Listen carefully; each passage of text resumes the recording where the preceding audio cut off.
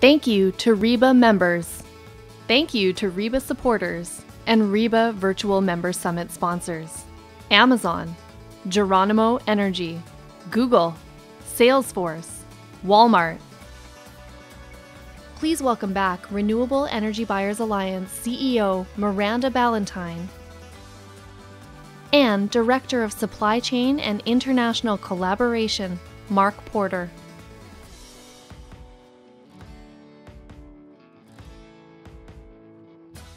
Well, thank you for joining me and Mark today. We're going to be covering two topics. So first, we're going to cover the COVID-19 impacts that we're seeing today for large energy customers' energy procurement.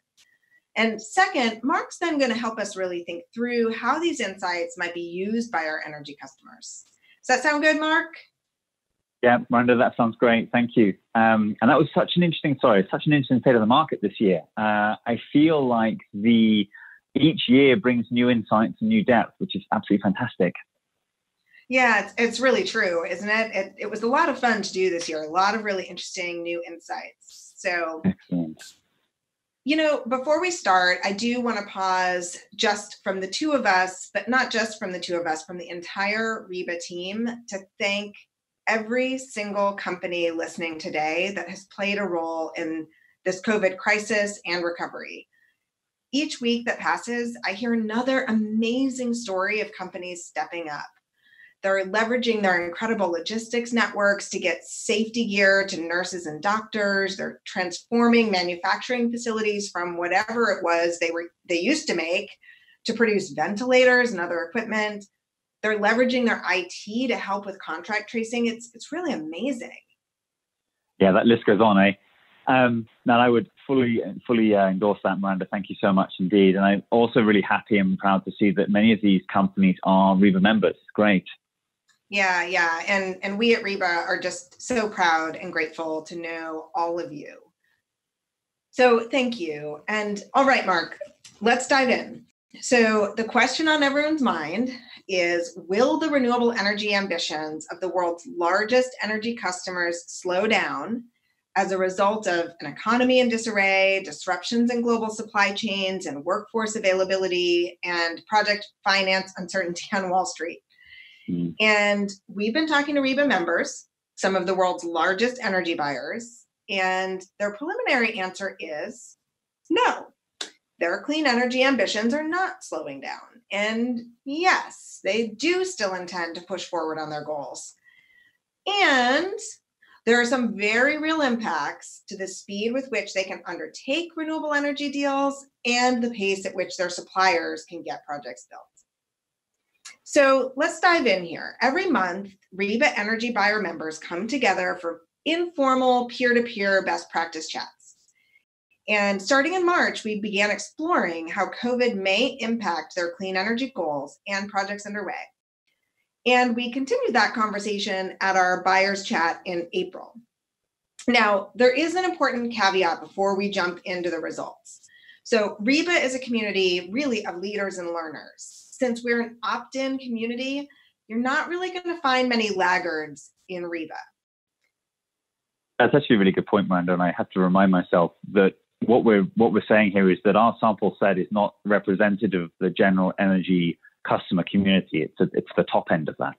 Right, precisely. That's precisely correct. So first, we're looking now at strategic goals, and about 3/4 of our members, and this is really good news, about 3/4 of our buyer members say that there's little to no change to their clean energy goals and strategies, with 46% saying there's no change at all currently, 26% saying they're slowing down a little bit to assess markets, and really interesting to me, Mark, 6% actually indicating that they're accelerating their clean energy goals and strategies. You know, this is a very consistent message that we get from our buyers, that sustainability is a long-term business imperative. And many have noted that they're continuing their strategy work, even if projects slow down or they're facing short-term disruptions. Yeah, and that actually makes quite a lot of sense in many ways, since the companies have public goals which they expect, COVID or not, to achieve. Yeah, very interesting. And I think going on, about a fifth of the attendees I remember from the April buyer call said it's really just too soon to know or to fully know whether their goals and strategies will need to shift, given that this is such a state of flux and change, and there are so many uncertainties. I guess I also remember that, unfortunately, some members of our community are facing furloughs and other uncertainties, which makes things very tough. Yeah, and that has been very hard. And of course, our hearts are with those in our community who have faced furloughs. Absolutely. And Mark, unfortunately, we have had a couple of members say that they're completely stopping renewable energy procurement for the time being. So let's dig one click deeper and look at the project level. Perhaps surprisingly, even more companies at the project level, 83%, say little or no change to projects under contract or development. And only about 13% saying it's too soon to tell for those existing projects. And unfortunately, that same group of highly impacted companies say they're, for the time being, completely stopping all work on renewables.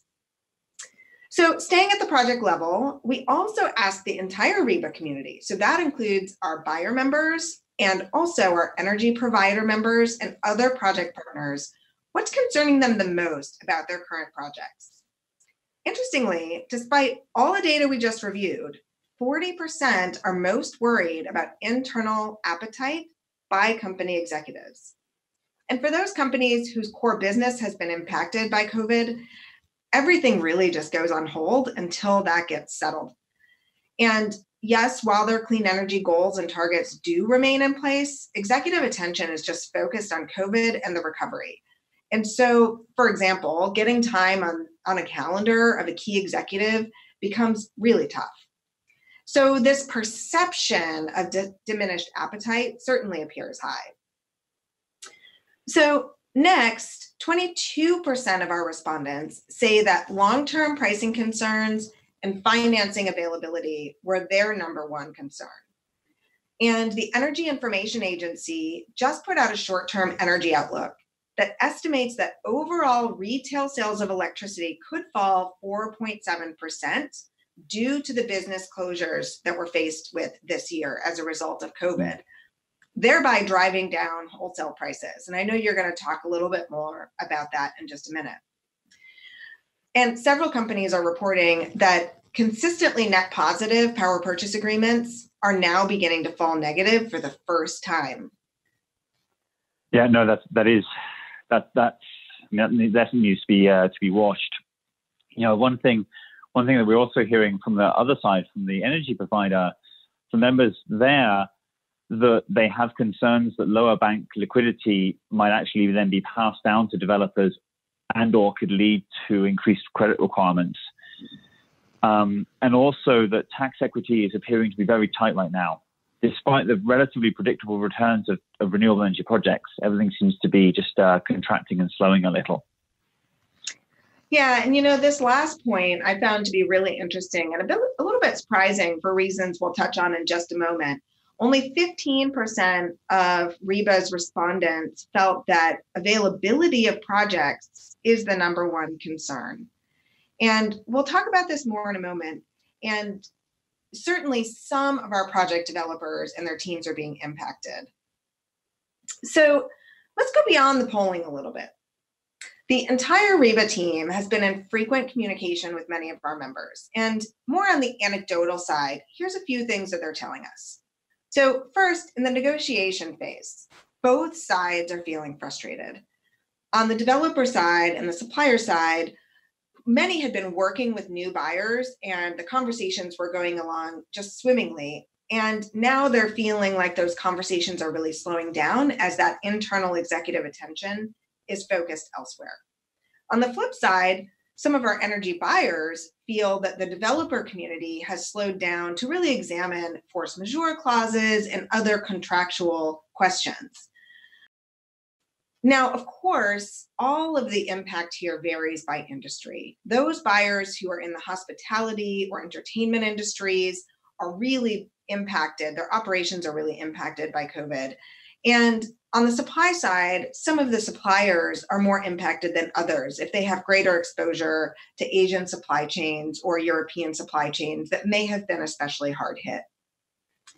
So at the next phase, already complex power purchase agreements seem to be growing in complexity even more as both buyers and sellers step back to consider additional risk management solutions, new insurance, strengthening force majeure clauses, and the like. And there's not really consensus yet on the long-term impact of contract negotiation. Now, as Alex mentioned in the state of the market, some deals, many deals, are still closing on time.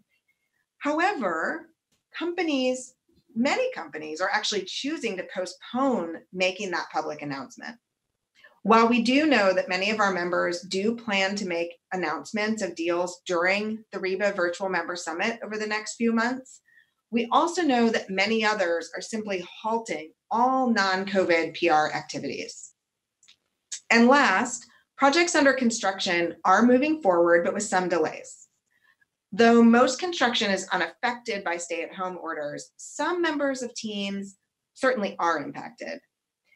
In fact, that same EIA short-term energy outlook I referenced a few moments ago actually assumes that half of all the renewable energy generating capacity that they previously expected to enter service in the second quarter of this year and a quarter of the new capacity in quarter 3 is likely to be postponed. China and parts of Europe are already reopening their manufacturing and supply chains, so those supply chains are picking up again, though I am hearing from some of our supplier members that there is some concern about availability of equipment next year due to this year's manufacturing slowdown. But wrapping up, our buyer community really has been staying very engaged with REBA and are very committed to their clean energy goals long term. So Mark, this is a lot of interesting info. And as the guy who's planned and designed many of REBA's boot camps, I'm really curious what you take away from all of this. Miranda, thank you. No, it is. And I think it's an evolving landscape for everyone involved.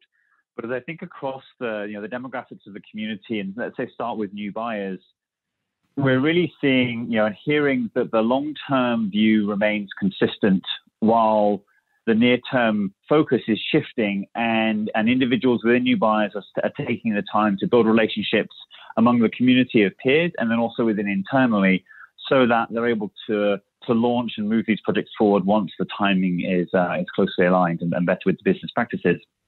The long-term market outlook and forward markets remain positive. And again, we're seeing the kind of the corporate side of the business as stepping up and being more active to advance the business case, while local facilities are engaged with the kind of direct COVID-19 efforts of the companies, many of which you mentioned and referenced earlier, Amanda. One of the other things I think we're seeing for, if I think about put myself in the shoes of a new buyer, is that overall the US project supply remains fairly strong. However, we would expect, and Miranda, absolutely, as you mentioned, more scrutiny on credit requirements, on triggers, updated force majeure language, delay terms, etc., as people reassess the new world order post this pandemic. Lastly, I think in all of this there is something that I think kind of all members of the community can think about, but especially new buyers, is the attractiveness of aggregating transactions and really kind of pooling brain power between multiple players, multiple parties interested in moving forward and overcoming the challenges as the market evolves. So moving on down the transaction pipeline, for buyers who are in a transaction right now, we really see this as a pretty big time of uncertainty. People in that position are moving backwards and forwards with internal stakeholders, and getting those messages right and keeping them clear and concise is going to be difficult, especially given the noise. There are rapidly changing market specifics, uncertainties around timing due to permits being just one example, and the whole kind of global concern and caution is clearly slowing down transactions. One of the things we've heard, reiterated by a few buyers and energy providers is around trying to increase the communication flow and clarity such that everyone involved has a better sense of what's going on, and people are able to feed information back to wherever that needs to be fed. I think everyone understands that PPA contracts are likely to become a little more complex to manage really what is now a known issue, and so therefore force majeure would not necessarily apply. And as Miranda was saying, new terms like a pandemic insurance or something else may well have to be added in. And the financing market uncertainty we mentioned earlier is going to be important for those moving through transactions as they look to assess levels of credit support. And actually building on that point, if you're a more experienced buyer now, you have a contract signed, but you still need to monitor the level of credit requirement. And so as quarterly earnings come out, as notifications and guidance are issued by your company, thinking how that can impact the required amount of support for within your contracts is going to be important going forward, and possibly more than it would have been in the past if things are moving faster than they might otherwise have been. Miranda, you mentioned about the wholesale prices being softer, and one of the observations that we've seen, and I'm thinking about for our experienced buyers, those that have signed deals, is really right now in the shoulder season, spring and autumn or fall. This is a softer, tends to be a softer market pricing period anyway. And so I think the note here for someone who has a contract and is busy managing it would be to monitor and message the impacts of the demand decrease it has on pricing as it goes into the summer months, specifically where the peak pricing would look to balance out economics in the deal over a long term. That might be something that we want to be messaged a little more carefully to internal stakeholders. And lastly, I'd say for the experienced buyers, there's again that opportunity to work with newer or those buyers seeking smaller amounts through aggregation, and to collectively overcome the market uncertainty. It's a chance for greater impact. And as I think quickly about the supply side, we mentioned that near-term buyer interest remains strong unless the sector is struggling, and that's relatively easy to draw the line between. But the long-term impact is that the companies are motivated by their transactions, by their goals, and want to get those done. We're seeing also, that the essential service exemptions is enabling construction to continue, which is great. And something that energy providers may want to consider in their communications with buyers of all levels of experience and in the transaction process would be thinking ahead to questions that the buyer champion may well be getting from their stakeholders. An example of this would be long-term maintenance on projects if social distancing and other requirements remain in place to help get the R0 value lower. Addressing that, developing a response and providing that to buyers in advance helps your counterpart on the buyer side remain ahead of the curve and being able to communicate that back to their stakeholders as they need to. And then lastly, on the supply side, Miranda, interestingly, you mentioned that Asia is starting to reopen, and European factories are starting to ramp back up. That's absolutely true. One of the sentiments that I heard coming from a Chinese manufacturer was they had a concern more around ability to export and therefore markets wanting to receive product than necessarily their ability to produce, which I thought was really interesting. Well, thank you, Mark. I really appreciate all your thoughts and insight. And thank you, everyone who joined us today. Clearly, this is a continually evolving topic, and we won't really know the full impacts for many weeks, if not months. And so we'll do our best to try to keep our community up to speed on what we're hearing, both quantitatively and qualitatively in these conversations. And again, please join us for the next several months for the REBA Connect Virtual Member Summit programming. We're going to be diving deeply into this and so many other topics. So please do check your schedule early and often and sign up for all the sessions that you're interested in. And Mark and I both look forward to seeing you online very soon. Absolutely. Thank you.